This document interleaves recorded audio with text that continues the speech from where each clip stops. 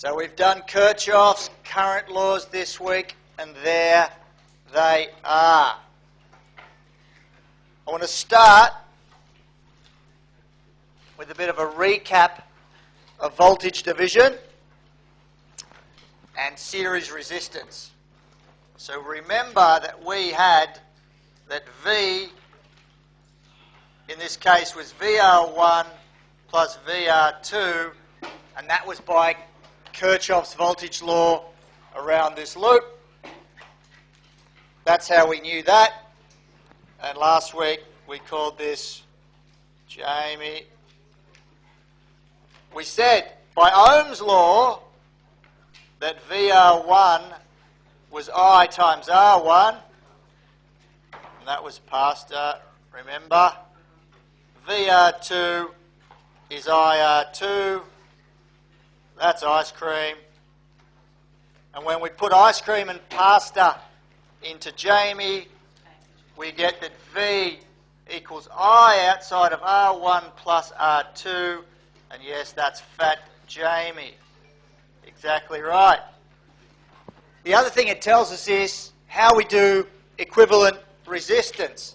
I could write this as V equals I times RS for the series combination of resistors R1 and R2, and I'll say that RS, the equivalent resistance of R1 and R2 in series is their sum. What on earth do I mean by it? Well, I can replace something where I've got a couple of resistors like that, R1 and R2. I can replace it by RS. What it means is if there's a certain voltage and I measure a current, certain voltage V, and I measure a current, I can't tell the difference between there just being a single resistor of value R1 plus R2 or two in series. From the terminals, I just couldn't tell the difference. That's what equivalence means. At these two terminals, put a voltage, measure a current, do the same thing there, I'll always get the same result. Couldn't tell them apart. So the series combination of the two resistors is their sum. So we did sit that, we effectively have series, oh, and there's someone did that. There we go, that's what I'm talking about. Very topical drawing and meme to add in. There's pastor and there's Jamie and there's inductance. This is hair as inductor. I wish I had that much. It's all good. So we had then that I is just V on RS, which is V on R1 plus R2. So we can plug that back into to get what VR1 is. VR1, remember, was I times R1, which must then be V times R1 on R1 plus R2. And VR2 was IR2, which is V times R2 on R1 plus R2. And that's how the voltage divides. The V is split between the two resistors.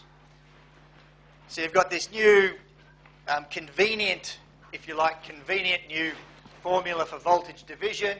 It's not, you can just rederive it all from scratch if you want. And we also learnt that series resistors add. Don't have to remember it, you can just work it out. That's the other thing. We just worked it out. It's not a new fundamental truth. KCL, KVL, and Ohm's law are what you really need. So let us apply it. We again have a DC transmission facility, this thing here. It's modelled by the approximate circuit below. Oh, sorry, that's the generator that we transmit over some long length of line, which has a small resistance per metre, but if you transmit it far enough, it builds up. So we've got 20 ohms there. And here's the load, the thing that we're trying to, that's usefully using the energy or the power that we're generating. A little bit different. Now we're told what the voltage on the load is, and we have to find what the source voltage is. And also the power loss in the line. So let's Haven't got it on my phone today. So we'll jump up to melts. By the way, have you seen the leaderboard? Look at that. You can get on and change your name from anonymous.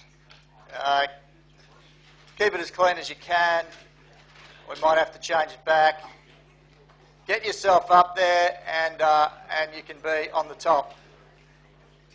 I think it's ordered by correct answers, although maybe we should order it by attempted. I'm not sure.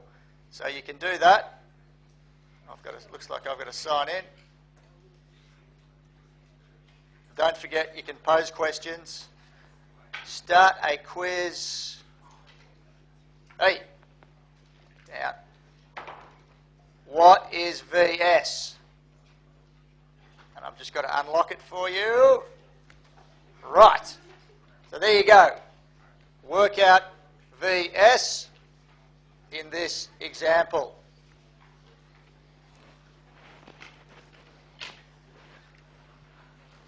Given the voltage on the load now, you know the two resistor values, so you must be able to work out what VS. There are different ways to do it. You could forget about voltage division altogether and just work out what the current is and do it that way, or you could use voltage division that we've just derived.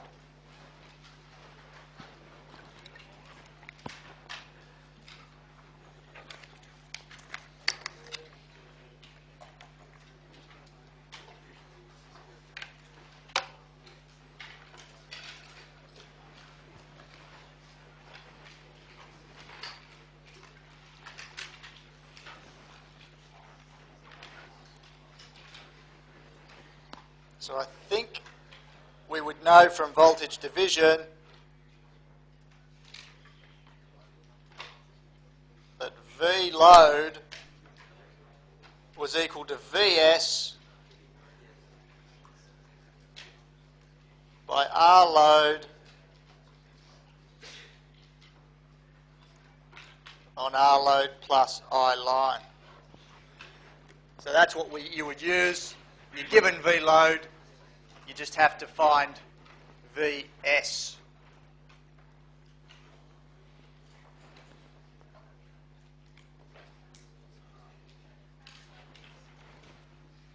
So keep having it.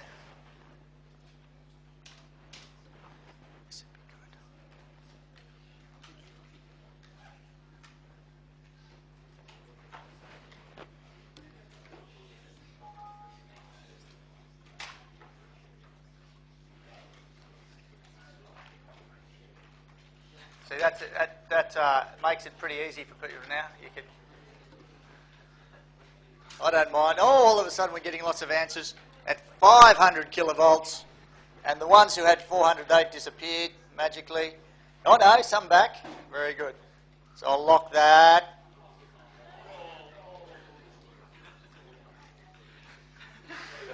What? What happened?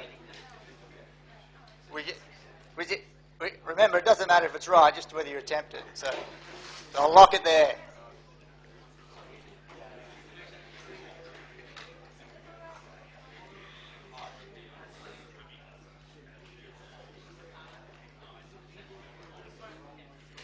Whoop.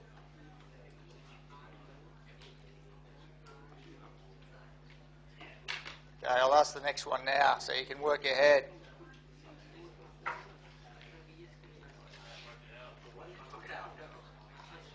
You've got to first work out what the question is and then answer it. Okay, so everyone had it. I think most of you did actually work it out.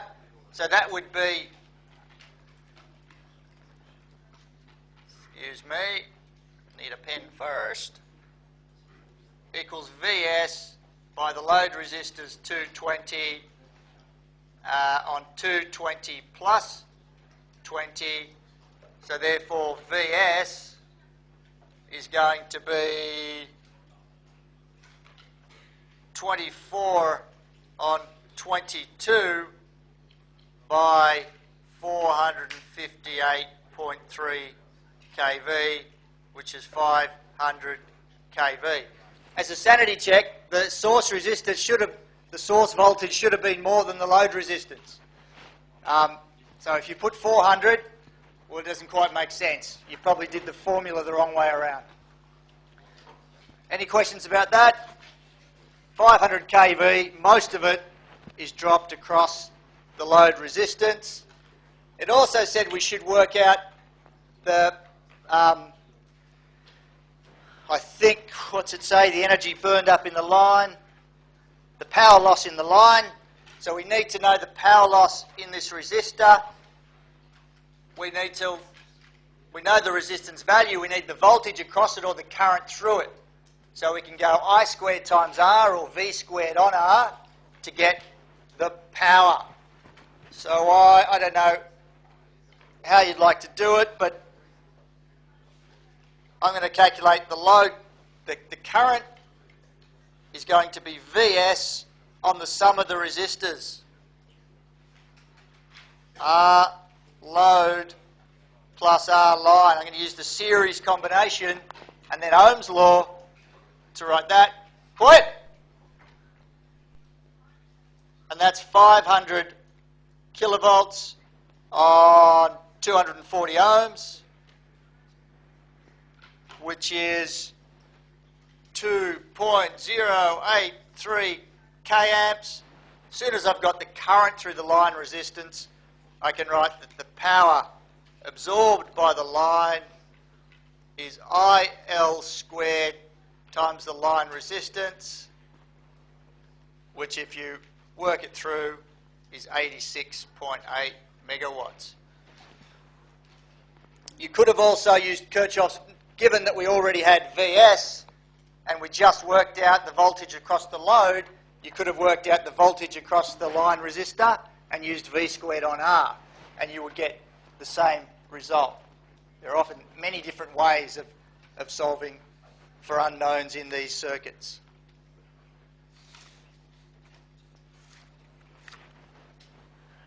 Okay. There are no questions. I'll show you this.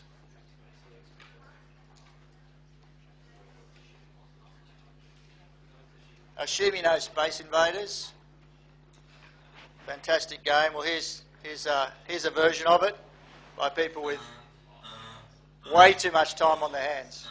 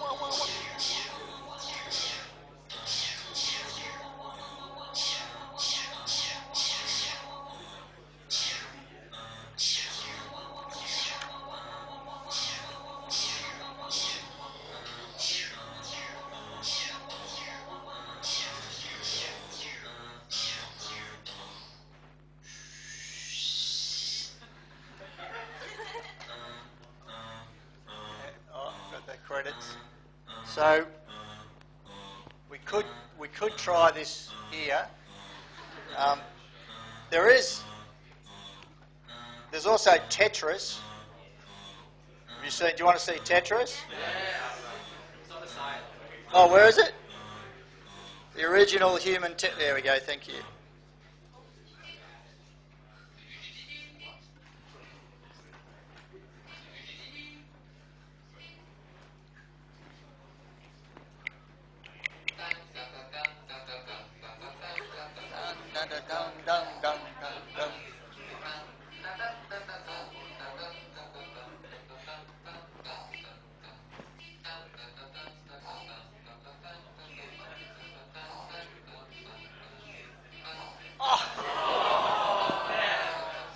painful to watch.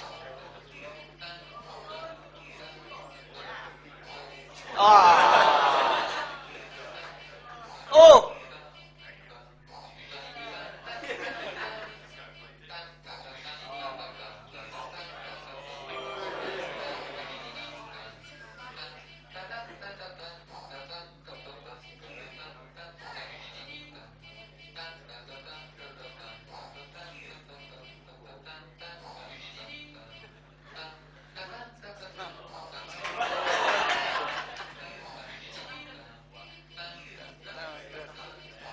Helen?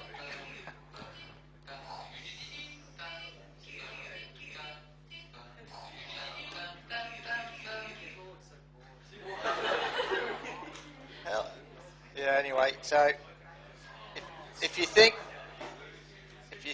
we can do it, we'll give it a go. Maybe not. So single loop circuits related to series resistance applying KVL. Single node pair circuits is the other easy one to analyse, where you essentially just have two nodes. Whereas single loops were easy because the current through each element was the same. What do you think's easy about a single node pair circuit? The voltages across every element's the same. So that's what makes this one easy to analyse. This is what we need, only two nodes in this circuit. One up here and one down here. If you've only got two nodes, then the voltage drop, that is the same as that, is the same as that. Same voltage V across every element. So now, instead of Kirchhoff's voltage law, we'll do Kirchhoff's current law and Ohm's law, and we'll be able to derive how parallel resistors behave and do something called current division, which says I've got a current flowing, how does it split between the two resistors? And hopefully you'll be able to tell me if R1 is much bigger than R2, where's more current going to flow? Through R2. There's less resistance to current flow, so more current will flow through R2. Remember that the product, I2R2, has to be equal to I1R1 as well, because the voltage across the two has to be the same. So that's the plan. We start with Kirchhoff's current law in this case, rather than Kirchhoff's voltage law, and it really tells us that I equals I1 plus I2. Kirchhoff's current law, up the top here, in that node tells us I equals I1 plus I2. But what is I1 in terms of V?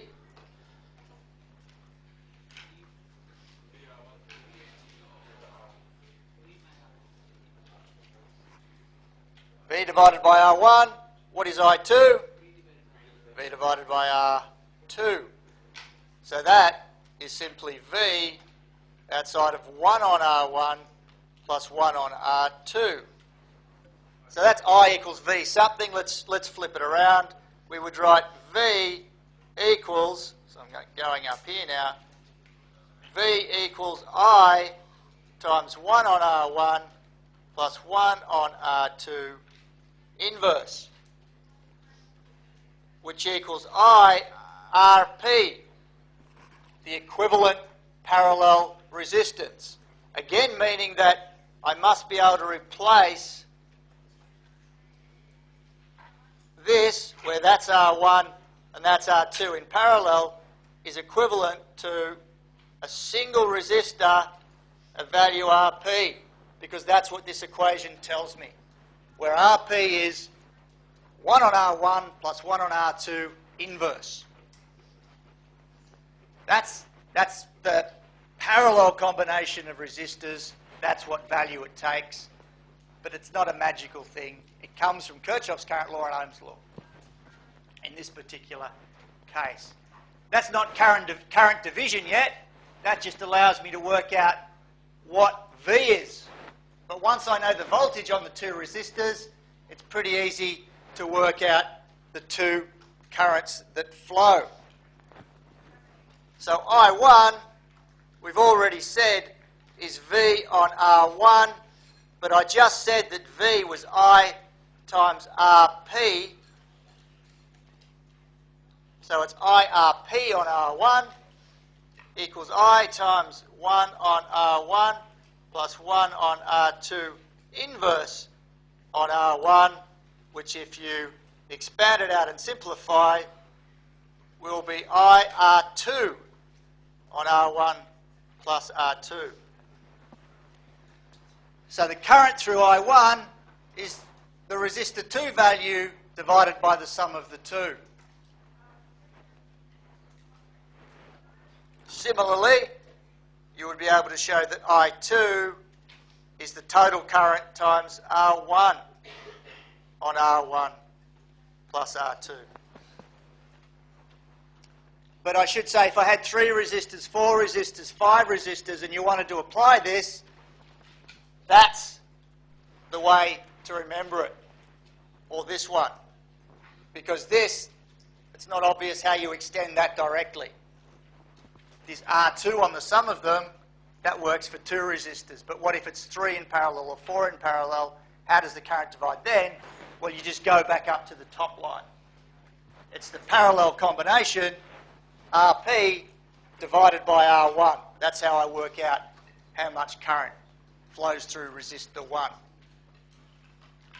So there's a current divider, and it behaves as you said it would.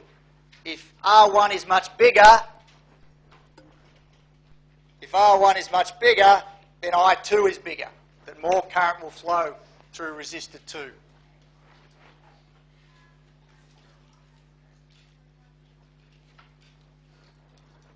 So that and that is what we've just done.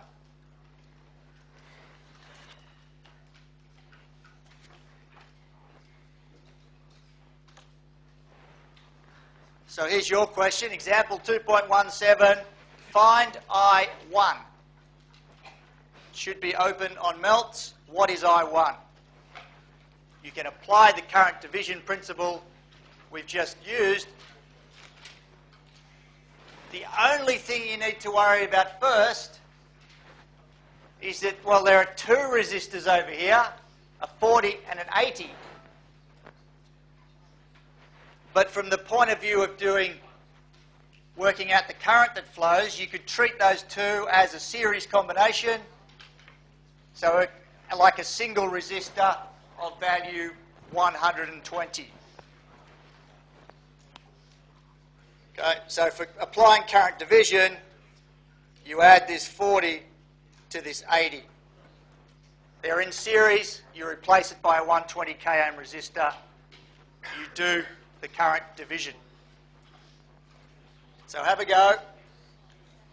Should be posed in melts.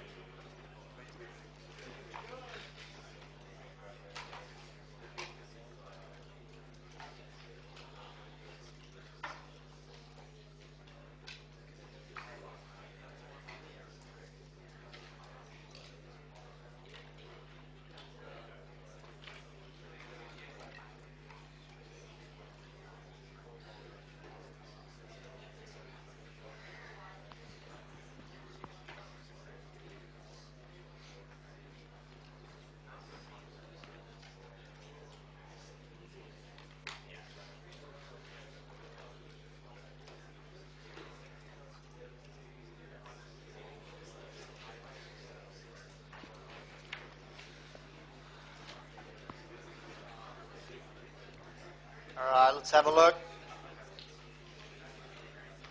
The tension is mounting. Oh! Watch how quickly it can change. What? No, it's good. It's staying there like that. So, oh! Alright. So most people say 0.6, some say 0.3.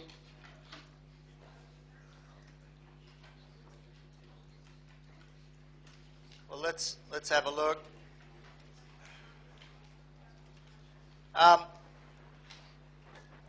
Well, I1 is going through the smaller resistor, so you'd expect the current's going to be bigger. So 0.3 is probably not going to be right. It's 0.9 by the current through the 60k. Excuse me, pen. Is the other one. So it's 120k divided by the sum, 60k plus 120k, which is what? 2/3. So it's 0.6 milliamps. And I2 must equal 0.9 minus I1, which will be the rest of it, 0.3 milliamps.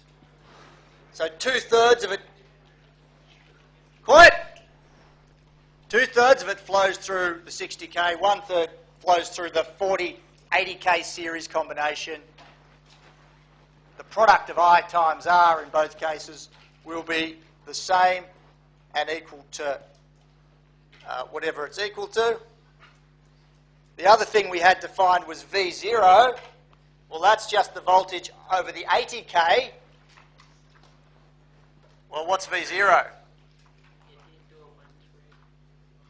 Yeah, it's just I1 by 80k ohms, whatever that is. Sorry, I2, thank you. This one here.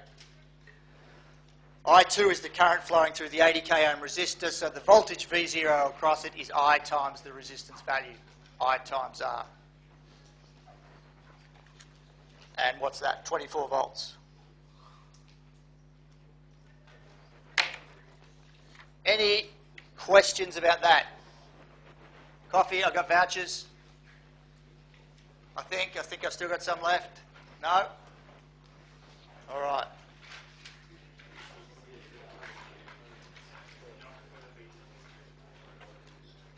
So I've got another perfect gift. Is it anyone's birthday? Got anyone? It's your birthday today? I thought he was jamming your hand in the air because it's your birthday today. Oh, it's not. Every day's his birthday. That's true.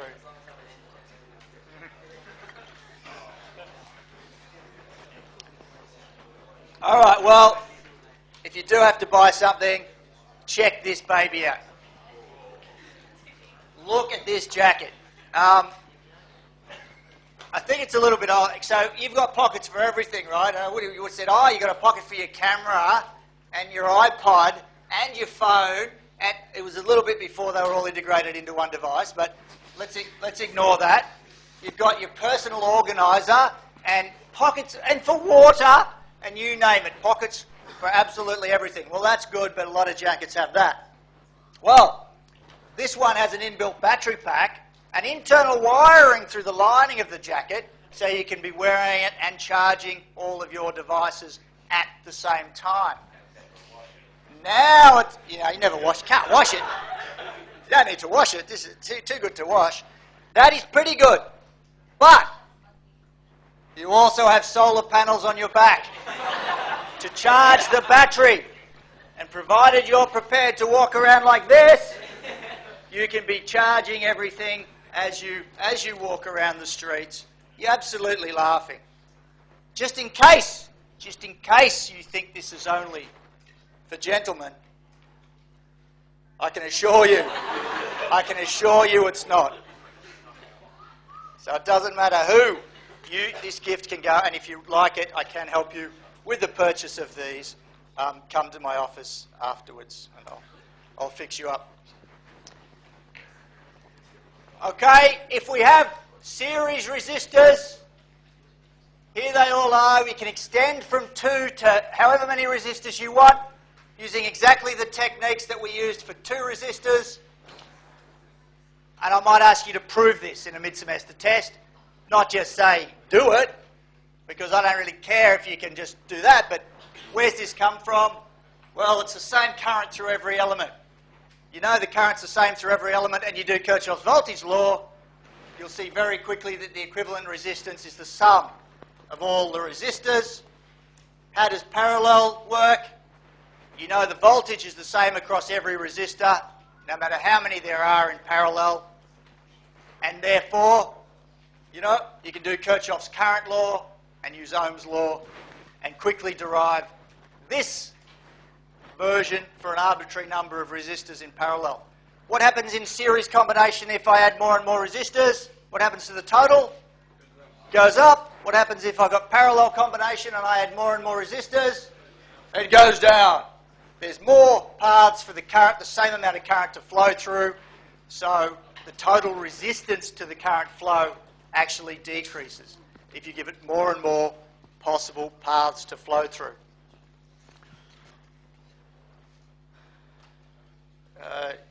There was another meme from last year. That didn't get in the top 3, but just, you know, I don't want to raise the standards too high early on. It was a good, but didn't make the top 3. You know series and parallel combinations of resistors, you can now do this. Find the equivalent resistance at the terminals AB in this network. Can anybody see any two resistors immediately that are in series or that are in parallel? 1 and 3 series. 1 and 2. 1 and 2. Assume you mean, let's have a look, these ones here. This one and this one. How do I know they're in series? Well, if you tell me absolutely the same current must be flowing through them, then they're in series. Those two, that's the case. So yeah, they're in series. I could combine those, and then what would you observe? The combination is in parallel to the 6, so I could combine those. And you can work a way like that to try to solve it. There's a lot there. Hang on. I'm not that mean. Let's just do that bit first. Let's do this bit. And then whatever we can work out that's equivalent to, we'll sub it back in and do the rest. So you've got to do that bit on melts. I don't think I've asked that yet, though.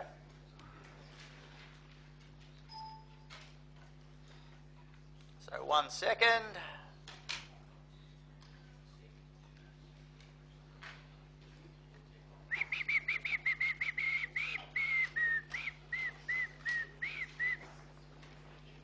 .20, what is the equivalent resistance? Is it 4, 6, 13 or 26? Unlocked. Whoa! That's quick, isn't it? That's your competition, ladies and gentlemen. Probably a random get. No. Might have done it before. So, whoops. I will... Remember, that's the bit we're trying to find. I'll give you a minute or so, or two. Feel free to chat to your neighbour.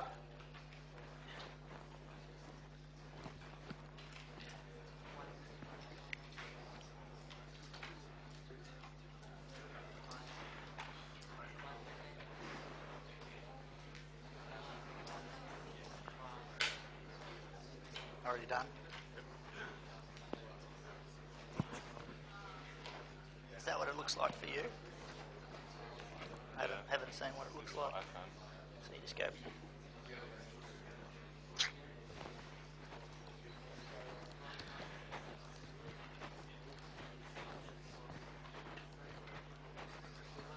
Done? Done? Or still working on it?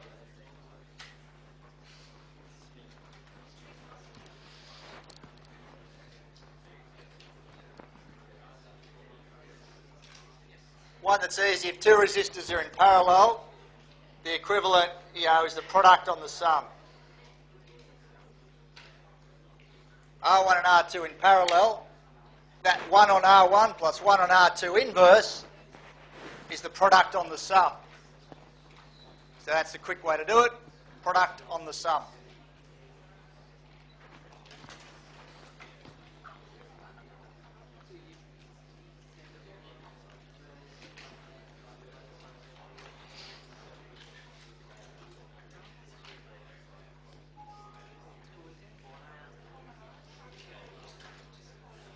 All right, let's have a look.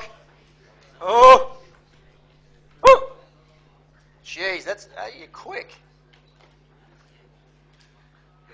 4 seems to be popular.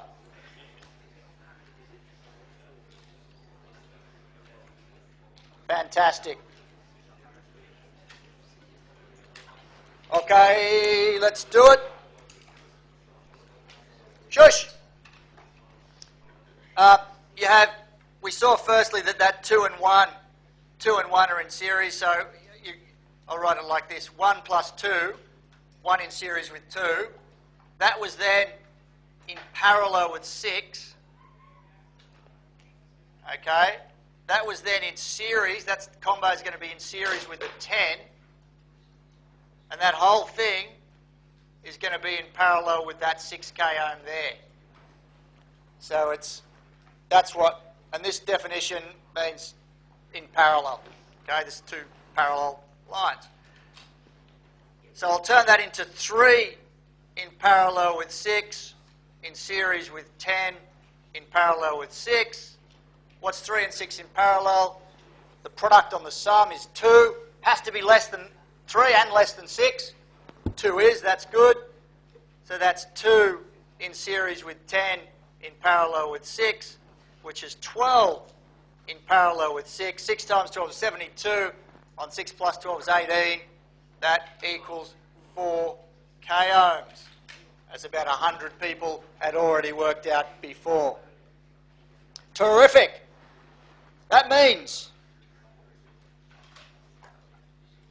I can get rid of that and replace it with 4 k ohms.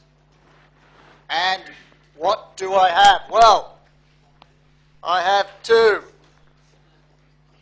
and 4 in series, in parallel with 6.